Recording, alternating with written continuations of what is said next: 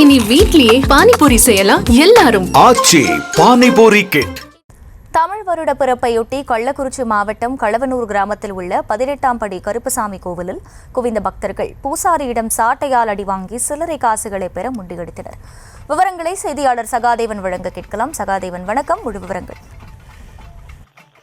வணக்கம் அகிலா. கள்ளக்குறிச்சி மாவட்ட உளுந்தூர்பேட்டை அருகே உள்ள களவனூர் கிராமத்தில் அமைந்துள்ள அருள்மிகு 18ஆம் படி கன்னி கருப்பசாமி திருக்கோவிலில் தமிழ் வருவத்தை முன்னிட்டு பல்வேறு விசேஷ திரவங்களால் சிறப்பு அபிஷேகங்கள் செய்யப்பட்டு மங்கள வாக்கியங்கள் முழுங்க மகா தீபாரதனை காண்பிக்கப்பட்டது. தரிசனத்திற்காக வந்திருந்த ஏராளமான பக்தர்கள் சுமார் 1 கிலோமீட்டர் தூரத்திற்கு நீண்ட வரிசையில் காத்திருந்து கட்டிமேல் என்ற பூசாரியிடம் சாட்டையால் அடி வாங்கி அவர் வழங்கும் சில்லறை காசுகளை எடுத்து வரும் காட்சிகளை நம்மால் காண முடிகிறது.